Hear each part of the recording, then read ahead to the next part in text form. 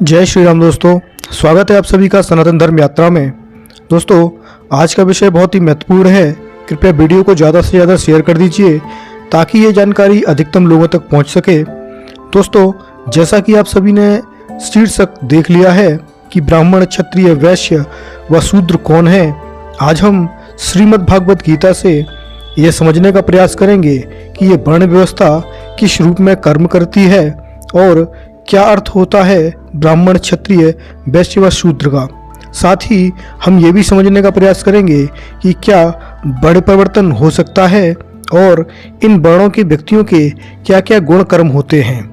दोस्तों, गीता जी के 18वें अध्याय के 41वें श्लोक में आता है, ब्राह्मण क्षत्रिय वंशा शूद्राणांच परंतप कर्माणि प्रवक्तानि स्वभाव प्रभय गुण। अर्थात हे परंतप, ब्राह्मण, क्षत्रिय, वैश्य और शूद्रों के कर्म स्वभाव से उत्पन्न गुणों के अनुसार विभक्त हुए हैं। कहने का अर्थ यह है कि कोई भी मनुष्य जन्म से वर्ण ग्रहण नहीं कर लेता, अपितु वह अपने कर्म और स्वभाव से उत्पन्न गुणों के आधार पर ही भिन्न भिन्न वर्णों में आता है। अब प्रश्न उठता है कि वे कौन कौन से गुण हैं जो भिन्न भिन्न वर्णों को निर्धारित करते हैं।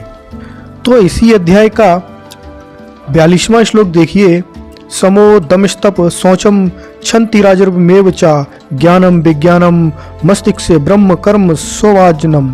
अर्थात सम, दम, तप, शौच, सहिष्णुता, सरलता, ज्ञान, विज्ञान और आस्तिकता, ये सब ब्राह्मणों के स्वभाव से उत्पन्न कर्म हैं।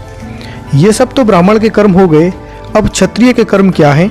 तो अगला श्लोक देखिए, शौर्य तेजो धृतिदारच्य युद्धे चाप्य पलायनम दानमीश्वर भावश्य छत्र कर्म स्वभावनम।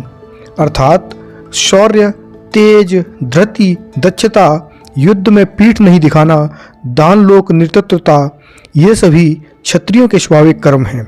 फिर वैश्य और शूद्रों के विषय में श्लोक 44 देखिए, कृषि गौरक्ष वाणिज्यम वैश्य कर्म स्वभावजम परिचार्यात्मकम कर्म शूद्रास्पि स्वभाजनम।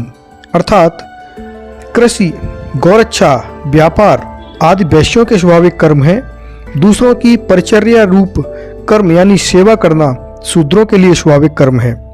दोस्तों, इसका अर्थ ये हुआ कि यह कर्म यदि कोई मनुष्य करता है तो वह अपने अपने कर्म के अनुसार पर वर्ण प्राप्त करता है, न कि ब्राह्मण के घर में जन्म लेने वाला ब्राह्मण हो जाएगा या फिर शूद्र के घर में जन्म लेने वाला शूद्र हो जाएगा। ऐसा कदापि नहीं होता। गीता जी के अनुसार जो व्यक्ति वर्ण अपना प्राप्त करता है वह अपने कर्म से प्राप्त करता है। इसी उपलक्ष्य में गीता जी के 4th अध्याय में एक श्लोक आता है 13वें स्थान पर, चातुर्वर्ण्या मया सृष्टा गुण कर्म विभागशा तस्य कर्तामपि मां विद्य कर्तारम मैं व्यम। अर्थात गुण और कर्म के विभागानुसार 4 प्रकार के वर्ण समूह मेरे द्वारा सृष्ट हुए हैं। उनका कर्ता होने पर भी तुम मुझे अविनाशी को अकर्ता ही जानो। कहने का अर्थ यह है कि भगवान कृष्ण अर्जुन से कहते हैं कि हे अर्जुन, मनुष्यों के 4 वर्ण ब्राह्मण, क्षत्रिय, वैश्य और शूद्र मेरे द्वारा ही गुण और कर्म के अनुसार बनाए गए हैं।